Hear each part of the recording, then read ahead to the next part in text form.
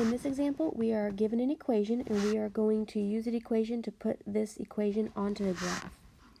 So we've learned about slope-intercept form, so y equals mx plus b, and we said the m value is the slope, and the b value is the y-intercept. When we are going from an equation to a graph, we're going to start with the y-intercept because we need to have a starting point in order to use our slope.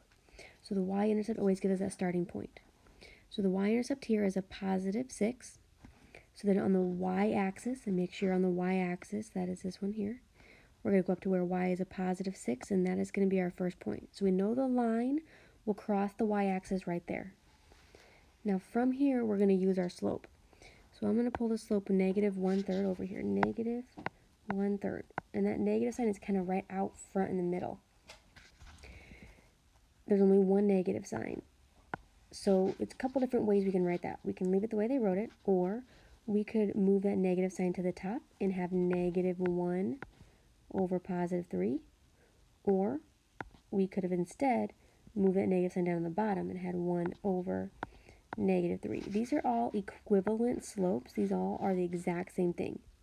If you put these three things in a calculator, you're going to get the exact same thing, negative 0.3 repeating. So when we're graphing, we want to either move it up, make the 1 negative, or down, make the 3 negative. It doesn't make a difference. I'm going to go show both ways, but you'll get the same answer either way. So from our point, our y-intercept we already have plotted, let's use this one for an example first. It's always rise over run, but in this case, since it's a negative 1, instead of rising, we're going to go down. So we're going to go down 1, and then since it's a positive 3, that means right. 1, 2, 3. And then I'm going to make a new point. Now you don't have to draw all these dots. I'm just drawing these dots so that I can see how I'm moving. I'm moving negative 1, and then I'm moving a positive 3. If, for example, you chose to do the 3 as a negative, let's do that just so we could see that it really would make the same line. So if we did that, let's start back at our y-intercept on that 6. Let's make it a positive 1 for our rise. That's not very clear.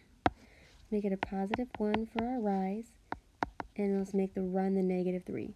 So I'm going to rise 1 and run negative 3. Negative 3 is the left. 1, 2, 3, and that would be our point. And again, you don't have to draw those dots. I'm just drawing those for explanation.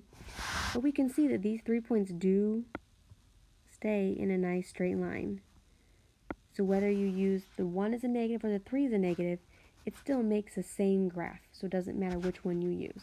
But you always want to start with the y-intercept first, and then from that point, count your slope. If you had a slope that was a whole number, maybe your slope was 4, you can turn that into a fraction by putting it 4 over 1. So then 4 would be your rise, and 1 would be your run. This is also the same thing as a negative 4 over negative 1, because 4 divided by 1 is 4, and negative 4 divided by negative 1 is also really just 4. So these two things are also equivalent slopes.